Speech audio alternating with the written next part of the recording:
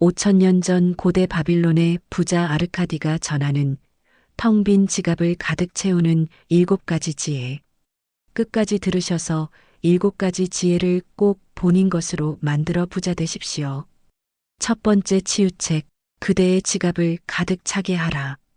아르카드는 모인 백성들에게 가장 근본적이고 단순하지만 가장 강력한 부의 법칙을 선언했습니다. 그는 먼저 사람들에게 각자의 직업에 대해 물었습니다. 점토판에 기록하는 사람, 정육점을 하는 사람, 농사를 짓는 사람, 모두가 열심히 일하고 있었습니다. 아르카드는 이들에게 부를 얻기 위해서는 이미 하고 있는 일을 이용해야 한다고 강조했습니다. 이 일하는 능력이 바로 황금을 만들어낼 미천이기 때문입니다. 그는 비유를 들어 이 단순한 진리를 설명했습니다. 매일 아침 바구니에 10개의 동전을 넣고 매일 저녁 9개의 동전만 꺼내면 어떻게 될까요? 시간이 지나면 바구니는 당연히 가득 차겠지요. 넣은 것보다 꺼낸 것이 적기 때문입니다. 바로 여기에 텅텅 비어 있는 지갑을 가득 채우는 첫 번째 비법이 숨어 있습니다. 그것은 바로 여러분의 지갑 속에 넣은 돈 가운데 구할만을 꺼내 사용하는 것입니다. 다시 말해, 여러분이 버는 소득의 10분의 1은 반드시 여러분 자신을 위해 남겨두어야 한다는 뜻입니다. 이 말을 듣는 순간 많은 사람이 의아했을 것입니다. 지금 당장의 생활도 빠듯한데 어떻게 소득의 10분의 1을 쓰지 않고 모을 수 있단 말인가? 하지만 아르카드는 이 단순한 진리를 안 그 순간 실제로 실천에 옮기기 시작했으며 그 결과는 놀라웠다고 고백합니다. 그가 말한 이 단순한 실천은 돈의 노예를 만들어 황금을 만드는 군단을 조직하고 끊임없이 열리는 부의 나무와 과수원을 만드는 일까지 가능하게 했기 때문입니다. 아르카드는 이 원칙을 가볍게 여기는 사람이야말로 언제나 텅 빈 지갑만 갖게 될 것이라고 경고합니다. 진리는 언제나 단순한 법입니다. 그는 자신 역시 빈 지갑을 갖고 있었고 늘 좌절감을 느꼈지만 지갑에 있는 돈의 10분의 9만을 꺼내기 시작했을 때 비로소 지갑이 두꺼워지기 시작했다고 간증합니다. 놀라운 점은 소득의 10분의 9만을 사용해도 10분의 1을 저축해도 전과 다름없이 살아갈 수 있었다는 사실입니다. 심지어 얼마 후에는 전보다 더 쉽게 돈이 생겼다고 합니다. 이는 벌어들인 모든 소득을 쓰지 않고 일부, 즉 10분의 1만을 저축하는 사람에게 돈이 더 쉽게 생기는 것은 확실히 신의 법칙이기 때문입니다. 이제 여러분이 무엇을 가장 원하시는지 스스로 질문해 보십시오. 보석이나 화려한 장식품, 더 좋은 옷, 더 많은 음식처럼 재빨리 없어지고 잊히는 것들입니까? 아니면 재물이나 금, 땅이나 가축, 상품이나 실제적인 소득을 돌려주는 투자처입니까? 여러분이 지갑에서 꺼낸 구할의 돈은 전자의 것, 즉 장식품이나 옷, 음식을 여러분에게 제공할 것입니다. 하지만 여러분이 남겨둔 일할의 돈은 후자의 것, 즉 재물이나 금, 땅이나 가축, 상품이나 실제적인 소득을 가져다 줍니다. 이 일할의 돈이야말로 여러분을 부유하게 만드는 진정한 힘입니다. 이 놀라운 결과, 이것이 바로 얇은 지갑을 채우는 첫 번째 비법입니다. 오늘부터 여러분의 소득 10분의 1을 반드시 여러분 자신을 위해 따로 떼어 놓으십시오. 여러분의 지갑은 곧 무거워지기 시작할 것입니다. 두 번째 치유책, 그대의 지출을 조절하라. 첫째 날 아르카드의 가르침을 들은 많은 사람은 곧바로 의문을 제기했습니다. 지금 버는 돈으로도 생활이 어려운데 어떻게 10분의 1을 쓰지 않고 모을 수 있는가? 지금도 부족한데 어디서 저축할 10분을 만드냐? 아르카드는 이 질문 속에 모든 사람에게 중요한 진리 하나가 숨어 있다고 말합니다. 그것은 바로 우리 각자가 필요한 경비라고 부르는 돈은 언제나 수입과 같아진다는 것입니다. 버는 액수가 적은 사람도 많이 버는 사람도 놀랍게도 똑같이 텅 빈 지갑을 갖고 있는 경우가 많습니다. 왜 이런 이상한 현상이 벌어질까요? 그 이유는 사람들이 필요한 경비와 여러분의 욕망을 혼동하기 때문입니다. 인간은 언제나 수입보다 더 많은 욕구를 갖고 있습니다. 이 욕망은 끊임없이 확장하는 성질을 가지고 있습니다. 마치 곡식을 심은 땅에 어디에나 잡초가 자라나듯 버는 돈이 많아질수록 사람의 욕망은 훨씬 더 제멋대로 자라납니다. 그러나 중요한 것은 욕망의 크기에 비해 실제로 만족시킬 수 있는 욕망의 크기는 매우 적다는 사실입니다. 우리는 채울 수 없는 허황된 욕망에 끊임없이 돈을 낭비하고 있는 것입니다. 그러므로 여러분의 평소 생활을 점검하십시오. 분명 줄이거나 없앨 수 있는 많은 경비가 발견될 것입니다. 재물에 현혹되어 습관적으로 돈을 쓰기 전에 반드시 쓰는 돈이 사용 가치가 100% 되는 일에 지출되는지 확인해야 합니다. 이를 위해 아르카드는 아주 구체적인 방법을 제시합니다. 첫째, 사야 한다고 생각되는 것을 하나하나 모두 적으십시오. 둘째, 그 목록에서 꼭 필요한 것만을 선택하십시오. 셋째, 여러분이 지불하는 돈의 가치가 되는 일에만 쓰십시오. 넷째, 나머지는 모두 욕망일 뿐이니 미련 없이 지워버리십시오. 수많은 욕구 중 일부에 지나지 않는 허영의 욕망을 지우는 걸 아쉬워할 필요는 없습니다. 이러한 과정, 즉 필수 경비를 다시 계산하고 지출 예산을 짜는 일은 훗날 당신이 얻게 될 큰 부를 만들어줄 미천이 될 것입니다.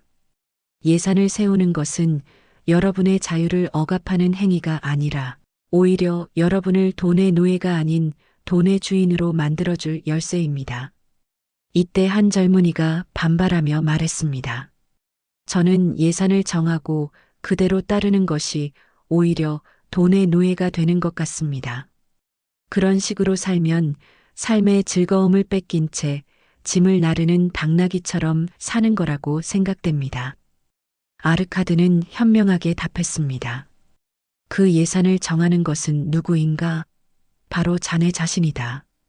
예산을 세우는 것은 일시적인 충족만을 위한 것이 아니라 가장 소중하고 오랫동안 만족될 미래의 목표를 달성할 수 있도록 돕기 위함입니다.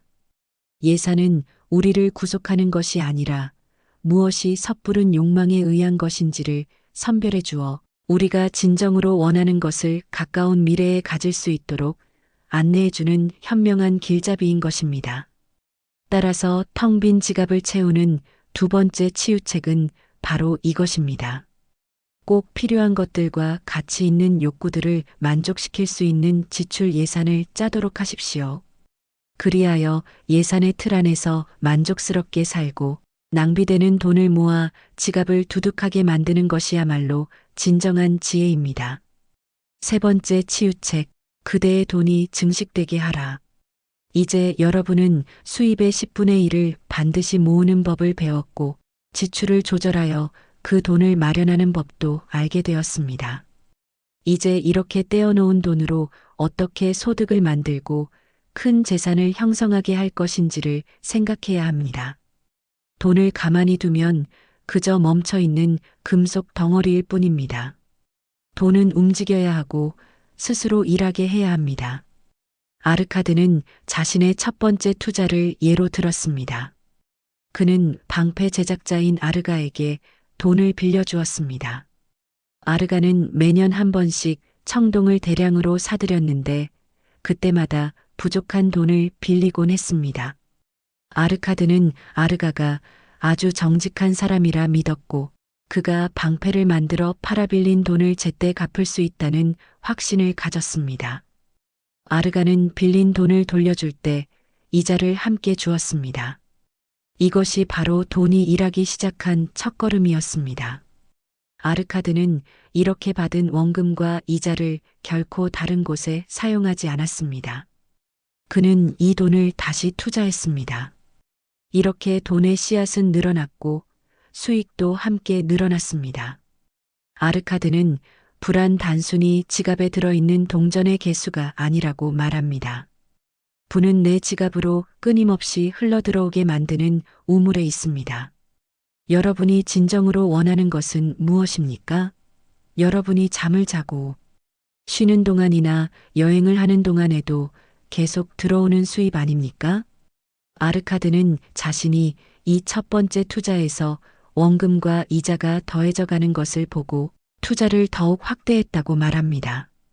변변찮은 소득으로 시작했지만 시간이 지나며 많은 황금 노예들을 얻은 셈입니다.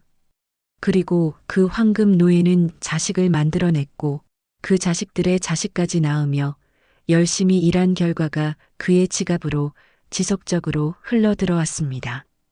여러분도 인정하듯 돈이란 합리적인 수입을 일으킬 때 가장 빠르게 증가하는 법입니다. 이것을 증명하는 고전적인 예화가 있습니다. 어느 농부는 처자들이 태어났을 때 은하 10개를 대금업자에게 맡겼습니다. 그는 원금과 이자 모두를 지속적으로 투자복리 투자했기 때문에 4년이 지나자 은하 10개가 30개이 되었습니다. 농부는 크게 기뻐하며 지금 아들은 그 돈이 필요하지 않으니 아들이 50세가 되었을 때 지불해달라고 부탁했습니다. 아들이 50세가 되기 전 아버지는 세상을 떠났고 대금업자는 아들에게 아버지가 맡긴 은하를 정산해 주었습니다. 놀랍게도 50년 동안 원금은 거의 17배로 늘어나 은하 167개를 주었습니다. 이것이 바로 복리입니다. 돈은 단순하게 늘어나는 수학이 아닙니다. 어느 순간 스스로 계속 커져 비율을 계산할 수 없게 되는 힘을 가지게 됩니다. 따라서 여러분이 알아야 할 것은 바로 이것입니다. 돈을 올바르게 투자할 곳을 매우 신중하게 선택하고 그 원금이 이자와 함께 양떼처럼 번식하게 만드는 것입니다. 투자의 본질은 원금이 스스로 일하게 하여 복리의 힘을 얻는 데 있다는 것을 명심하십시오. 네 번째 치유책, 보물을 잃어버리지 않도록 단단하게 지켜라. 인생의 불행이 틈을 타고 들어오듯이 사람이 모은 돈 역시 마찬가지입니다. 굳건하게 지키지 않으면 너무나 쉽게 잃고 맙니다. 그러므로 신이 우리에게 더 큰 재산을 맡길 수 있도록 먼저 적은 돈을 안전하게 지키고 그것을 보호하는 방법을 배워야 합니다. 투자의 가장 중요한 원칙은 원금에 대한 안전성입니다. 아무리 큰 소득을 줄지 모를 기회라고 해도 원금이 줄거나 사라질 수 있는 위험이 있다면 그곳에 돈을 맡겨서는 안 됩니다. 아르카드는 위험은 원금의 손실 가능성이다라고 정의합니다. 우리는 빠르게 부를 얻고 싶은 낭만적인 욕망에 현혹되어서는 절대 안 됩니다. 자신의 돈을 맡기기 전에 그것이 안전하게 회수될 수 있는지 그리고 정당한 이자를 받을 수 있는지 면밀하게 따져야 합니다. 어떤 사람에게 돈을 빌려주기 전에도 그 사람이 갚을 능력이 있는지 평판은 어떠한지 확인해야 합니다. 힘들게 모은 보물 같은 원금을 상대에게 거저 선물로 주는 일이 없도록 경계해야 합니다. 투자 전에 위험성을 찾는 것이 현명한 부자의 기본 자세입니다. 아르카드는 자신의 과거 실패 사례를 통해 이 교훈의 중요성을 강조합니다. 그는 첫 해에 모은 10분의 1의 돈을 벽돌을 만드는 아무개에게 맡겼는데 결국 모든 것을 잃었습니다. 벽돌을 만드는 사람이 먼 지역에서 보석을 구해와 판 돈을 나누자고 했기 때문입니다. 이 쓰라린 경험을 통해 아르카드는 중요한 깨달음을 얻었습니다. 돈을 투자함에 있어 자신의 지혜를 과신하지 마십시오. 투자는 돈을 다뤄본 경험이 있는 사람들의 지혜에서 길을 찾는 것이 현명합니다. 즉, 돈을 모으는 것만큼 중요한 것은 전문가의 조언을 구하는 능력입니다. 스스로는 전문가가 아닌 분야에 돈을 투자할 때는 반드시 그 분야의 전문가에게 조언을 구해야 합니다. 부자가 되고 싶은 욕망이 눈앞의 유혹에 가려지면 안 됩니다. 투기와 투자를 구별해야 합니다. 투기는 지혜 없이 섣부르게 위험한 곳에 원금을 던져 넣는 행위입니다. 투자는 지혜를 구하고 위험을 회피하며 원금을 안전하게 증식시키는 행위입니다. 이것이 텅 빈 지갑을 채우는 네 번째 치유책입니다. 어렵게 마련한 여러분의 원금이 안전할 수 있는 곳, 원할 때 언제든 회수할 수 있는 곳, 틀림없이 정당한 이자를 받을 수 있는 곳에만 투자함으로써 위험으로부터 여러분의 원금을 지키십시오. 그리고 돈에 관한 지혜가 충분한 사람들에게 조언을 구하는 일은 불안한 자로부터 원금을 보호하는 가장 확실한 방책이 될 것입니다. 다섯 번째 치유책, 그대의 집을 수익성 있는 투자로 만들라. 다섯째 날, 아르카드는 바빌론에 사는 많은 사람이 겪는 가장 큰 재정적 어려움 중 하나를 지적했습니다. 그것은 바로 집주인에게 매달 비싼 임대료를 지불하며 작고 초라한 집에서 가족을 부양하는 삶입니다. 매달 지출되는 임대료는 여러분의 지갑을 끊임없이 얇게 만드는 가장 큰 요인입니다. 아르카드는 가족의 행복과 부의 축적을 위해 안식처가 될 집을 소유하라고 강력하게 권고합니다. 자신의 집이 있다는 것은 가장의 마음에 자신감을 심어주고 그가 하는 노력에 힘을 더해줍니다. 무엇보다 아이들이 깨끗한 환경에서 뛰어놀 수 있고 아내가 꽃을 키우고 작물을 키울 땅이 있다면 가족들은 여유롭고 즐거운 삶을 즐길 수 있습니다. 그렇다면 어떻게 가난한 사람이 집을 소유할 수 있을까요? 아르카드는 의지가 있다면 누구나 자기 집을 소유할 수 있다고 말합니다. 바빌론의 위대한 왕이 땅을 넓게 확장해 주었기에 합리적인 가격으로 집을 구입할 수 있는 기회가 열려 있습니다. 이때 여러분은 대금업자에게 돈을 빌릴 수 있습니다.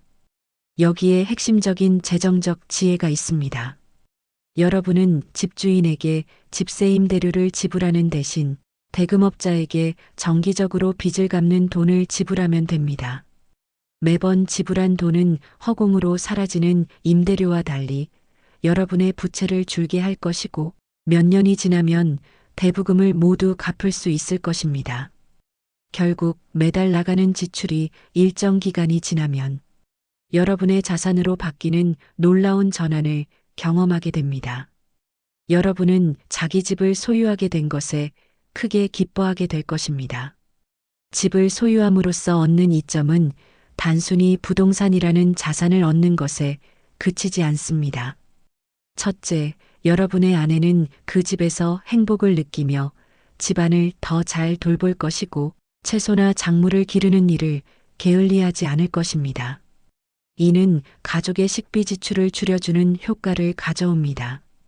둘째, 자신의 집을 소유한 사람은 생활의 여유와 삶의 축복을 맛볼 수 있게 됩니다. 셋째, 무엇보다 집을 임대하는 데 매달 들어갔던 생활비가 크게 줄어 더 많은 수입을 행복과 즐거움을 위해 그리고 더 많은 투자를 위해 알뜰하게 사용할 수 있게 됩니다. 집 소유는 감정적인 안정과 재정적인 이익을 동시에 가져다주는 가장 수익성 있는 투자입니다.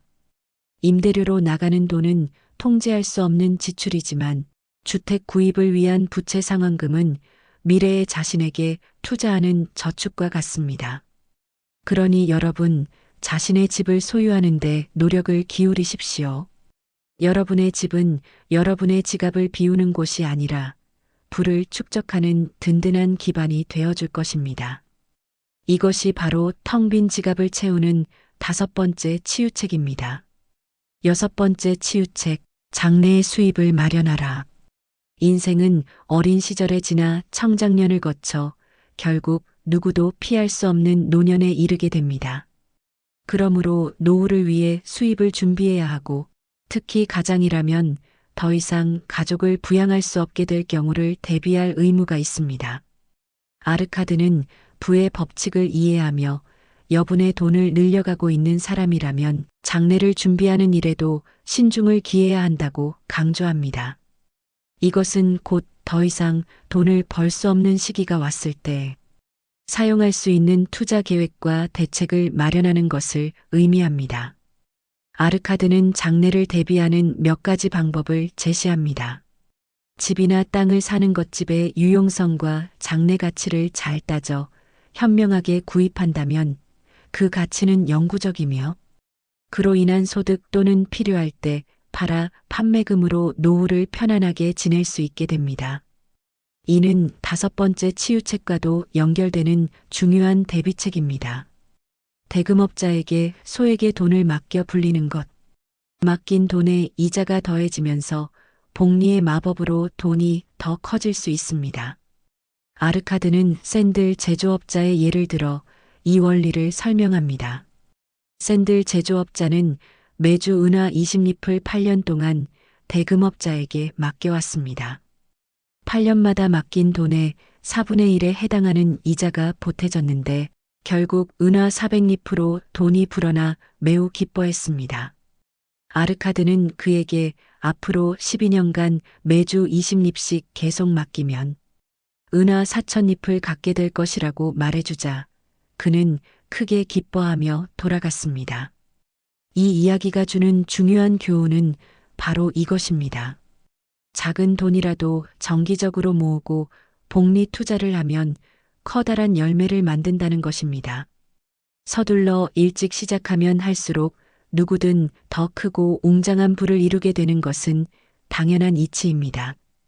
아르카드는 또한 당대에는 실현되지 않았지만 사망보험과 같은 훌륭한 개념을 예언적으로 언급합니다. 많은 사람이 약간의 돈을 정기적으로 넣어 놓았다가 그중 누군가 생명이 다했을 때 남아있는 가족을 위한 생활자금으로 돈이 지급되도록 하는 시스템이 언젠가는 실현되어 많은 사람들에게 축복이 돼줄 것이라고 믿고 있습니다. 이는 가장 없는 가족의 비참함을 막기 위한 최고의 방책이 될 것입니다. 이처럼 장래의 수입을 마련하는 것은 단순히 자신의 노년을 위한 대비를 넘어 가족을 향한 가장의 책임감을 실현하는 행위입니다. 이것이 텅 빈 지갑을 채우는 여섯 번째 치유책입니다. 여러분이 나이가 들어가는 수만큼 늘어나는 돈을 지급받기 위해 그리고 가족을 보호하기 위해 미리 대비하십시오. 아주 적은 돈으로 시작해 나를 위해 일해줄 부의 노예 군단을 기르는 것이 현명한 부자의 지혜입니다. 일곱 번째 치유책, 그대의 돈 버는 능력을 증대시켜.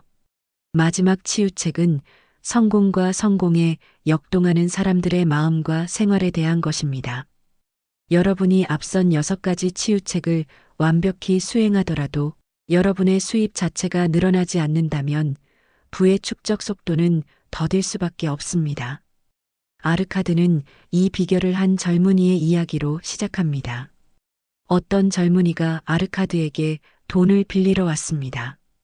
그는 지금 버는 돈으로는 생활이 어렵다고 했습니다.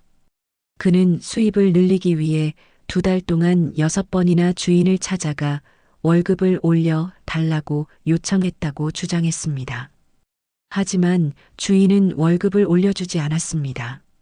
아르카드는 이 청년이 수입을 늘리기 위한 중요한 한 가지를 하고 있지 않았다고 지적합니다. 돈을 더 갖겠다는 강한 열망을 가진 것은 칭찬받을 만한 일입니다. 하지만 욕망은 단지 약한 바람일 뿐입니다. 단순히 부자가 되기를 원하는 마음만으로는 모든 일이 이루어지지 않습니다. 작지만 명확한 욕망을 성취하는 것을 배운 사람은 더 큰 욕망을 성취할 수 있는 훈련을 한 셈입니다. 이것이 바로 부가 축적되는 확실한 과정입니다. 사람은 배우고 더 유능해져 가면서 처음에는 매우 적은 금액을 모으며 시작하지만 더 많이 벌 수 있는 능력이 커지면 더 큰 돈을 모을 수 있게 됩니다. 핵심은 바로 자신이 하는 일에 숙련되는 것입니다. 아르카드는 자신의 과거를 돌아보며 말합니다. 그는 매일 몇 푼을 벌기 위해 점토에 글을 새기는 비천한 필경사였습니다. 하지만 그는 주변에 자신과 똑같은 시간을 일하면서 더 많은 돈을 버는 사람들이 있다는 것을 알게 되었습니다. 그들이 자신보다 더 실력이 뛰어나고 능숙했기 때문입니다. 그래서 그는 누구에게도 뒤지지 않겠다고 결심하고 능숙해질 수 있도록 노력했습니다. 자신의 일에 더 많은 관심을 갖고 작업에 더 집중하며 더 끈질기게 노력한 결과 하루에 자신보다 더 많은 석판을 조각할 수 있는 사람이 거의 없어졌습니다.